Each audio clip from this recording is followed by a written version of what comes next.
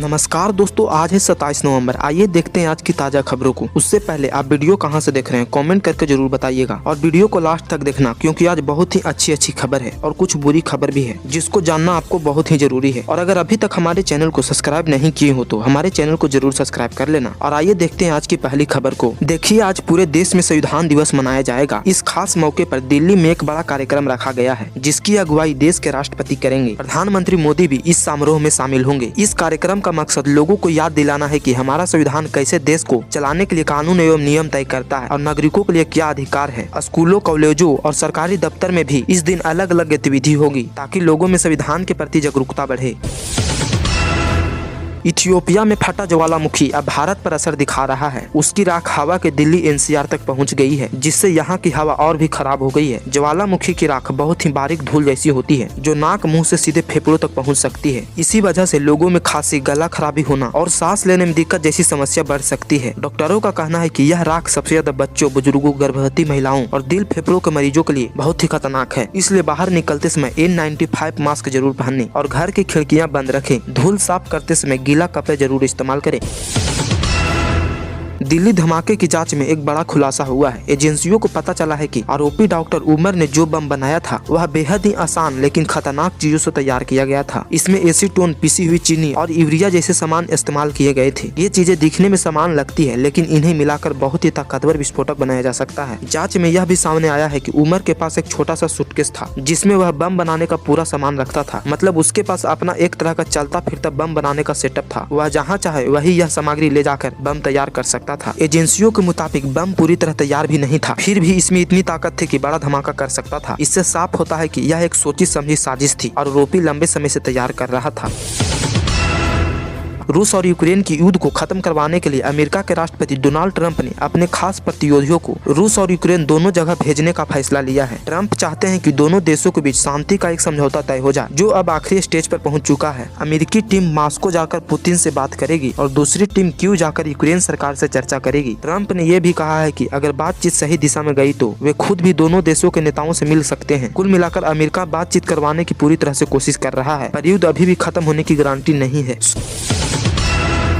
Supreme court ने कहा है कि देश में जितने भी प्राइवेट यूनिवर्सिटियां हैं उनकी काम करने की पूरी तरह से जांच की जाएगी। कोर्ट को शिकायतें मिली थी कि कुछ निजी यूनिवर्सिटियां ठीक से काम नहीं कर रही है और कुछ एडमिशन में गड़बड़ी हो रही है, जैसे फीस लेना, पढ़ाई में गुणवत्ता ठीक न होना, ये सब गलती। अब कोर्ट ने केंद्र सरकार एवं सभी राज्य सरकारों और UGC से कहा है कि वे हर यूनिवर्सिटी के बारे में पूरा विवरण भेजें। यह भी बताएं कि कौन सी यूनिवर्सिटी सही नियमों के तहत चल रही है और कहाँ गड़बड़ी हो रही है। मुंबई के चेंबूर में एक अजीब मामला सामने आया है। यहाँ एक मंदिर में काली माता की मूर्ति को इस तरह सजा दिया गया है कि वह देखने में मदर मैरी जैसी लग रही थी। इसका वीडियो वायरल होते ही लोगों में नाराजगी फैल गई। जैसे ही मामला सामने आया, पुलिस पहुंची और मंदिर के पुजारी को गिरफ्तार कर लिया। उन पर आरोप है कि उन्होंने बिना सोचे समझे मूर्ति की वेशभूषा बदल दी है, जिससे लोगों की धार्मिक भावनाओं का ठेस पहुंची है। बांग्लादेश में शेख हसीना को मिली सजा के खिलाफ उनकी पार्टी अवामी लीग ने बड़ा आंदोलन शुरू कर दिया है। पार्टी के नेता और समर्थन पूरे देश में सड़क पर उतर गए हैं और उन्होंने साफ कहा है कि यह प्रदर्शन 30 नवंबर तक लगातार चलेगा। लोग जगह जगह रैलियां निकाल रहे हैं और सरकार से मांग कर रहे हैं कि हसीना को मिली सजा वापस ली जाए। कुल मिलाकर बांग्लादेश में माहौल काफी गर्म है और शेख हसीना के समर्थन में देश भर में विरोध तेज होते जा रहा है। दुनिया में सोने की मांग लगातार बढ़ रही है और इसी वजह से बैंक ऑफ अमेरिका ने अनुमान लगाया है कि अगले साल सोने की कीमत बहुत ज्यादा उछल सकती है। उनका कहना है कि अंतर्राष्ट्रीय मार्केट में सोना $5000 प्रति औंस तक जा सकता है। औंस का मतलब एक तरह का वजन होता है जिसे सोने की अंतर्राष्ट्रीय कीमत तय करने के लिए इस्तेमाल किया जाता है। सीधी बात यह है कि अगर मांग बढ़ती रही तो सोना और भी महंगा हो सकता है, यानी आने वाले समय में सोना खरीदने से पहले और भी महंगा पड़ सकता है। गौरव खन्ना को बिग बॉस 19 में बड़ी उपलब्धियां मिल गई है। उन्होंने टिकट टू फिनाले वाला टास्क जीत लिया है और अब वो शो के पहले फाइनल लिस्ट बन गए हैं। इसका मतलब यह है कि अब उन्हें घर से बाहर निकलने का खतरा नहीं है और सीधा फिनाले में उनकी जगह पक्की हो गई है। इसके साथ ही इस हफ्ते गौरव घर के कप्तान भी बने हैं, जिससे उनकी पोजीशन और भी मजबूत हो गई है। घर के बाकी कंटेस्टेंट अभी भी फिनाले में जगह बनाने की कोशिश कर रहे हैं, लेकिन गौरव सबसे आगे निकल चुके हैं। सोशल मीडिया पर भी उनके फैंस काफी खुश नजर आ रहे हैं। गोरखपुर पानीपत एक्सप्रेसवे को लेकर बड़ी अपडेट सामने आई है। यूपी में एक और लंबा एक्सप्रेसवे बनने जा रहा है जो गोरखपुर से हरियाणा के पानीपत तक सीधा जोड़ेगा। यह एक्सप्रेसवे कई जिला में होगा, जैसे श्रीवास्तव, बलरामपुर, लखीमपुर खीरी, शाहजहांपुर, पीलीभीत और शामली से होकर गुजरेगा, जिससे पूरे रास्ते की कनेक्टिविटी काफी बेहतर हो जाएगी। इस सड़क के बनने से पूर्वांचल से लेकर पश्चिमी यूपी और फिर हरियाणा दिल्ली तक का सफर काफी तेज और आसान हो जाएगा। व्यापार, ट्रांसपोर्ट और इंडस्ट्रियल एरिया को भी इससे बड़ा फायदा मिलने वाला है। कुल मिलाकर यह नया एक्सप्रेसवे यूपी के विकास में एक और मजबूत कदम माना जा रहा है। यूपी के रजिस्ट्री विभाग में एक बड़ा घोटाला पकड़ा गया है। पता चला है कि जमीन मकान की रजिस्ट्री में जो बड़े लेन देन होते हैं, खासकर 30 लाख रुपए से ज्यादा वाले, उनकी जानकारी आयकर विभाग को भेजनी जरूरी होती है, जिसे एसेफ्टी रिपोर्ट कहा जाता है। लेकिन कई जगह कर्मचारियों ने इस रिपोर्ट में गड़बड़ी कर दी है। कई रजिस्ट्रियों की असली कीमत छुपाई गई है, कुछ एसेफ्टी रिपोर्ट बनाई ही नहीं गई है और कुछ को अधूरा भेज दिया गया है। ऐसा इसलिए किया गया है ताकि टैक्स न देना पड़े और बड़े लेन देन आयकर विभाग की नजर से बच जाए। इससे सरकार को काफी नुकसान पहुँचा। अब आयकर विभाग और राज्य सरकार दोनों इस मामलों को जाँच कर रही है और जिन लोगों ने गड़बड़ी की है उन पर सख्त कार्रवाई की तैयारी है।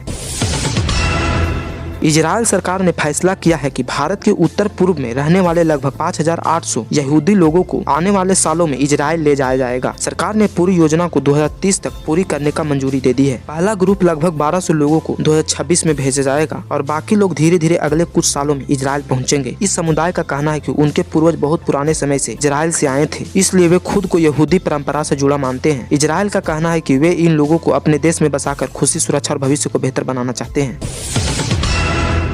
मुर्गन का कहना है कि आने वाले कुछ सालों में कच्चे तेल की कीमत बहुत ज्यादा गिर सकती है। उनके मुताबिक 2027 तक अंतर्राष्ट्रीय बाजार में ब्रेड क्रूड का दाम सिर्फ $30 प्रति बैरल तक पहुंच सकता है। इसका मकसद यह है कि भविष्य में तेल सस्ता हो सकता है और अगर ऐसा हुआ तो पेट्रोल डीजल की कीमतों में भी कमी देखने को मिल सकती है। हालांकि ये सब अंतर्राष्ट्रीय परिस्थिति पर निर्भर करता है, इसलिए अभी से तय मान लेना सही नहीं होगा।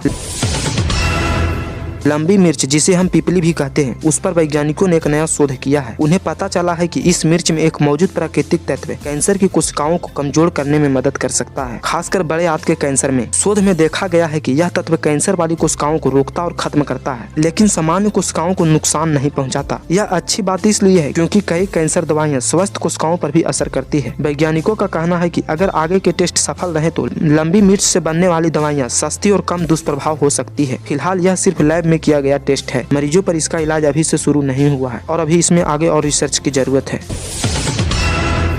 आज की बिजनेस अपडेट में बताया गया है कि भारत की अर्थव्यवस्था में आज क्या क्या महत्वपूर्ण बदलाव दिखेंगे। शेयर बाजार ज्यादा ऊपर नीचे नहीं हुआ है, लेकिन कुछ कंपनियों ने अच्छा मुनाफा कमाया है, जिसकी वजह से निवेशकों का भरोसा थोड़ा और बढ़ा है। रुपये की कीमत डॉलर के मुकाबले थोड़ी कमजोर हुई है, यानी बाहर से आने वाला सामान पहले से थोड़ा महंगा पड़ सकता है। वही आयात निर्यात का कारोबार भी धीमा दिखा, क्योंकि दुनिया में मांग उतनी मजबूत नहीं है। कुल मिलाकर आज का कारोबार माहौल मिला जुला रहा, न बहुत अच्छा न बहुत खराब।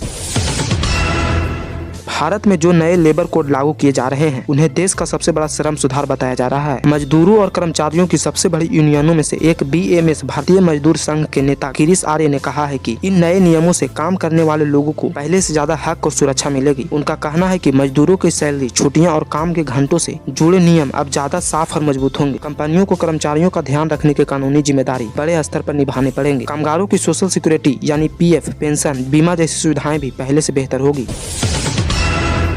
टेस्ला की सेल्फ ड्राइविंग तकनीक को लेकर एक दिलचस्पी बात सामने आई है। एलन मस्क ने खुद बताया है कि उनकी कंपनी ने बाकी बड़ी कार कंपनियों को कई बार ऑफर दिया कि वे टेस्ला के फुल सेल्फ ड्राइविंग यानी FSD तकनीक का इस्तेमाल कर सकते हैं, लेकिन किसी ने भी इसका इस्तेमाल नहीं किया। मतलब अभी तक कोई भी दूसरा कंपनी इस तकनीक को खरीदने या लाइसेंस पर लेने के लिए तैयार नहीं हुई है। कार कंपनियों का कहना है कि पूरी तरह खुद चलाने वाली कारों के लिए अभी काफी टेस्टिंग, सुरक्षा और कानूनी नियमों की जरूरत पड़ती है, इसलिए वे जल्दी फैसला नहीं करना चाहती है।